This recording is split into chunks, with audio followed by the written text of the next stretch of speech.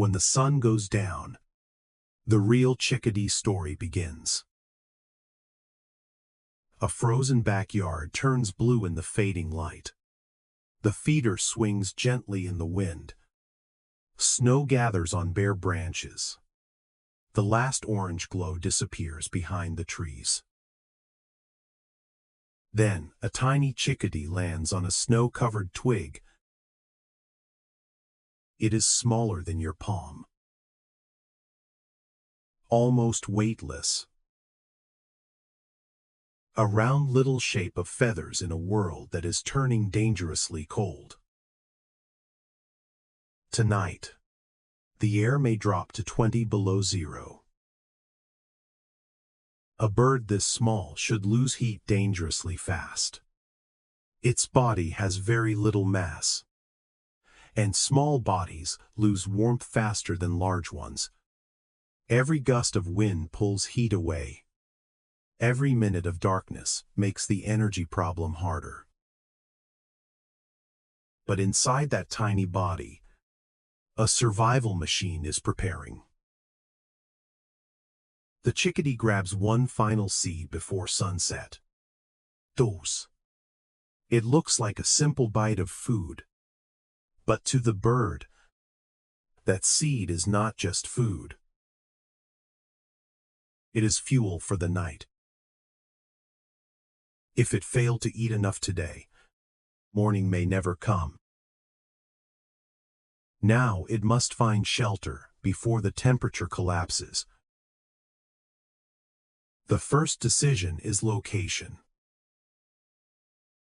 A chickadee does not simply sleep anywhere. An open branch may be deadly. Wind can steal heat faster than the bird can replace it.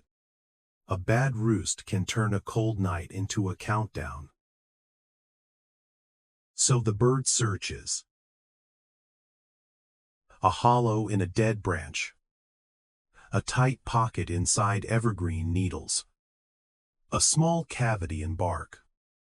A hidden space barely larger than its body. The right roost blocks wind, hides movement, and traps a little warmth. A tiny cavity can be far warmer than open air because it holds still air around the bird and shields it from the worst of the night. The chickadee squeezes inside.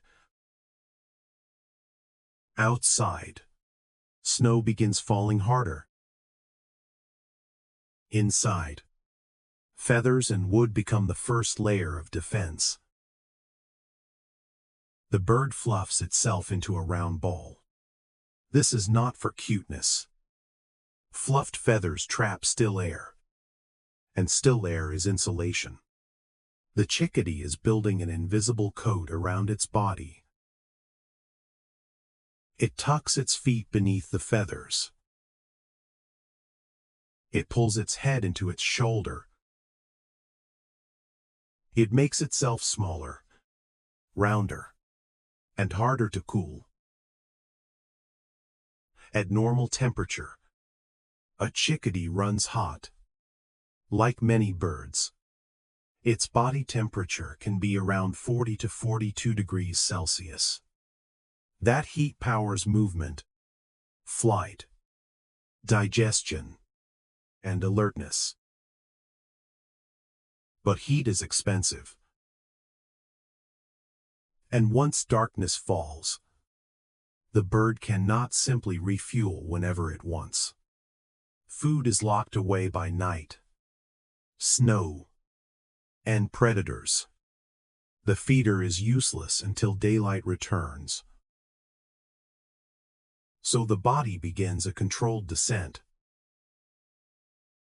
Scientists call this regulated nocturnal hypothermia. It is not death. It is not deep hibernation. It is not surrendering to cold. It is a carefully managed low-power state. The bird allows its body temperature to drop on purpose. Its metabolism slows. Its fuel demand falls. The engine keeps running. but at a lower setting. Lower temperature means the body burns less stored fat. And stored fat is the battery that must last until dawn. This is the hidden secret of winter sleep. The chickadee does not survive by staying warm in the human sense. It survives by turning down the cost of being alive.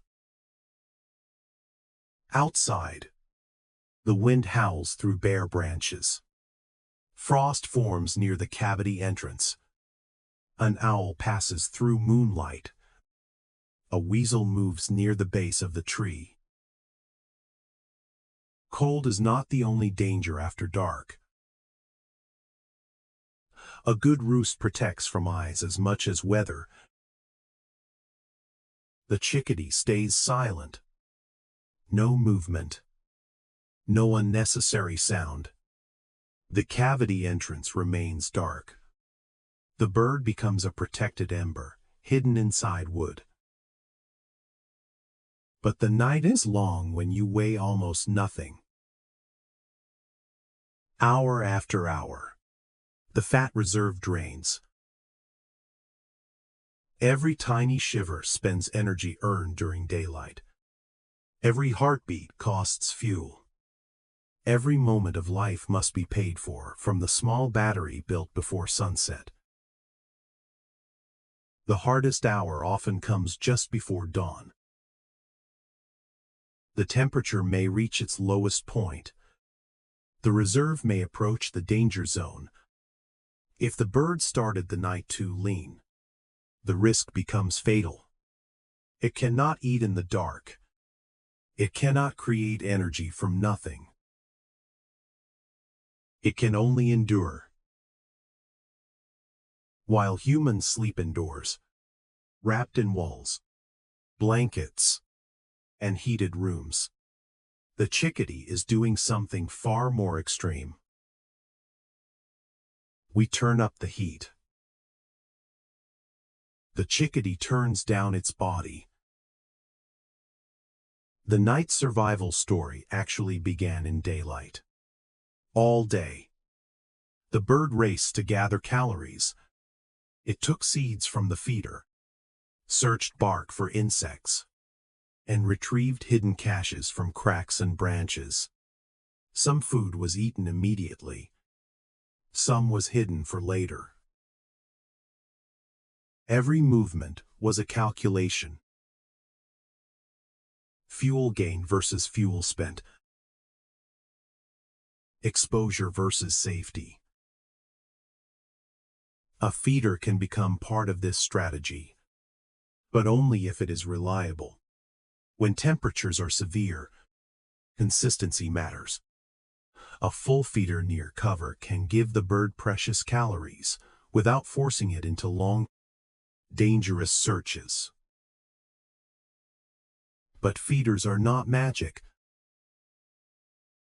Shelter matters too. A feeder placed near shrubs or evergreens gives chickadees an escape route. They can grab a seed, retreat into cover, crack it open, and return again. The best winter yard offers both calories and safety. Food without cover can still expose the bird to hawks. Cover without food does not fill the battery. Survival requires the whole system. Enough fuel during the day. A sheltered roost before dark. Fluffed feathers to trap warmth. Controlled hypothermia to reduce overnight cost. And immediate refueling at dawn.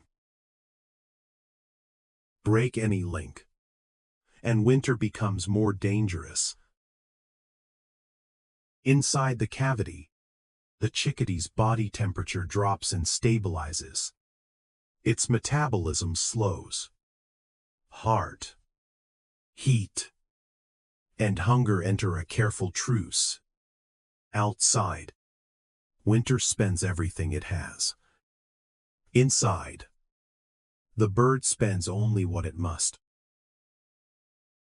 Then, slowly, the world begins to change. A pale gray light touches the snow. Dawn is not gentle. Dawn is a signal to restart. Before leaving the roost, the chickadee must warm itself back up. Flying cold would be impossible, so the tiny muscles begin to shiver. The heartbeat rises. The temperature climbs. The engine returns toward operating level. Rewarming costs energy.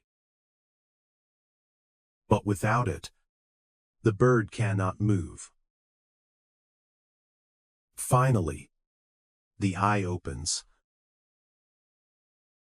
If the fuel lasted, the bird wakes.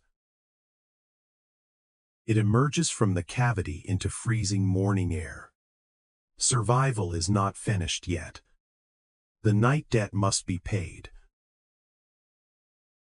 The chickadee flies straight toward the feeder. Breakfast is not comfort.